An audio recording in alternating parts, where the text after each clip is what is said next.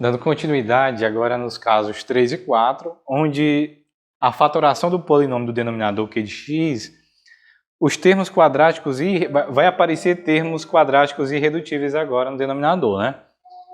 No caso 3, a gente vai ter os termos quadráticos irredutíveis de multiplicidade de 1. Então, eu vou ter uma equação de segundo grau irredutível que vai ter um expoente 1 nesse caso.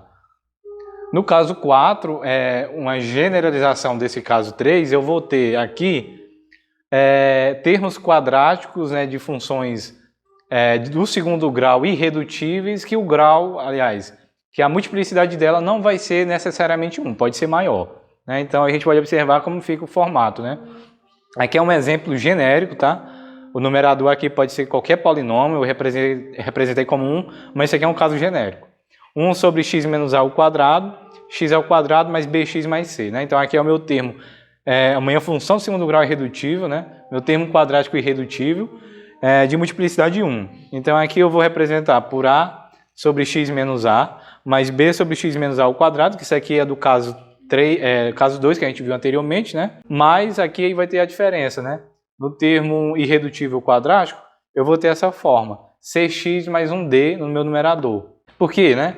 Porque a ideia vai ser sempre que o meu numerador tenha o expoente menor do que o do meu denominador. Então, para isso, eu vou aplicar aqui cx mais d e aqui x ao quadrado mais bx mais c, que é o meu termo irredutível. Já no caso 4, como eu vou ter uma multiplicidade diferente de 1 para o termo quadrático, para a função do segundo grau irredutível, eu vou ter a sobre x menos a, mais b sobre x menos a ao quadrado, mais cx mais d, x ao quadrado mais bx mais c no denominador, e x mais f sobre x ao quadrado mais bx mais c ao quadrado no denominador. Então, são esses dois casos restantes de integração por frações parciais, e posteriormente agora a gente vai ver exercícios tratando o caso 3 e o caso 4. Só uma observação, né, do porquê nos casos 3 e 4 que eu estou tratando com um polinômio do denominador do grau 2 irredutível, eu tenho um numerador cx mais d, e naqueles casos não. Bem, desde o começo a gente viu que essa função racional, né, que é a divisão de dois polinômios, p de x e q de x, p de x tem que ter o grau menor do que q de x. Para garantir isso, no caso em que o meu denominador é de segundo grau, no meu numerador eu tenho que ter um termo inferior a ele, que no caso é um cx mais d, uma equação linear, que é uma equação quadrática. Eu não poderia colocar cx mais d aqui no numerador nesse caso, porque seria do grau igual ao grau do meu denominador. Então, isso é só uma observação para vocês entenderem do porquê nesses casos 3 e 4 aparecer essa formulação linear no numerador, dado que eu tenho um denominador do termo quadrático. Então, é baseado nisso. Então, dando continuidade agora com o caso 3, né, que a gente vai ter uma função racional, né, uma divisão de polinômios, onde eu vou ter um termo irredutível com multiplicidade 1. Mas, primeiro de tudo, né, quando trabalhamos com uma integral que envolve uma fração de polinômios, a primeira coisa que deve ser observada é se o grau do numerador é inferior ao grau do denominador. Se for, ok, a gente continua a resolução da integral, aplica o método de expansão em frações parciais e tudo bem. Caso não, como a gente já viu, eu vou ter que realizar a divisão de polinômio. Então, nesse caso, a gente observa que está ok, o grau do meu polinômio do numerador é inferior ao grau do polinômio do denominador. Então, eu vou simplesmente aplicar a regra, a expansão em frações parciais, claro, desde que o denominador esteja fatorado. Né? A gente viu que o pressuposto para a aplicação de expansão em frações parciais é de que o denominador esteja fatorado. Nesse caso não está, né? Mas eu posso facilmente reescrever essa integral da seguinte forma, né? Vou ter aqui x ao quadrado mais x. Se eu colocar x quadrado em evidência, eu vou ter x menos 1. E aqui eu vou ter x menos 1, né? Então eu tenho o termo x menos 1. Eu tenho o termo x menos 1 em comum com esses termos. Então isso aqui vai poder ser reescrito, né? X ao quadrado mais x sobre x menos 1, que multiplica x ao quadrado mais 1 dx. Pronto. Aqui está no formato do caso 3, né, de expansão em frações parciais, que é o quê, né?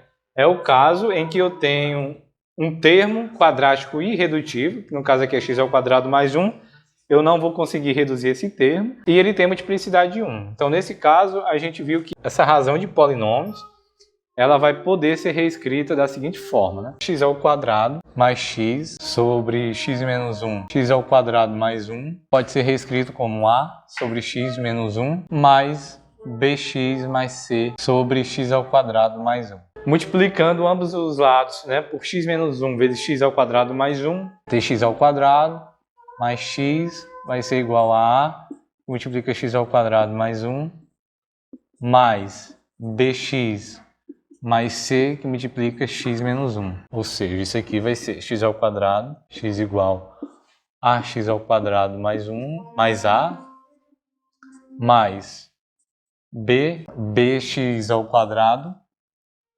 menos bx, mais cx, menos c. Ou seja, x ao quadrado mais x vai ter que ser igual mais b, que multiplica x ao quadrado, mais c menos b, que multiplica x, a menos c, mais a menos c. Como eu disse já nos exercícios anteriores, eu tenho que garantir que o termo que multiplica x ao quadrado do lado direito tem que ser igual ao termo que multiplica x ao quadrado do lado esquerdo, e assim sucessivamente, de tal forma que eu garanto a igualdade.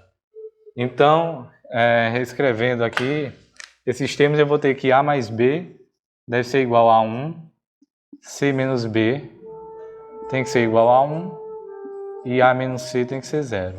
Então, continuando, montado aqui o meu sistema e resolvendo aqui para encontrar o valor de a, b e c, a gente vai ter que a igual a c, né? Então a gente fazendo essa substituição aqui, a gente vai encontrar que a igual a 1, b é 0 e c é 1.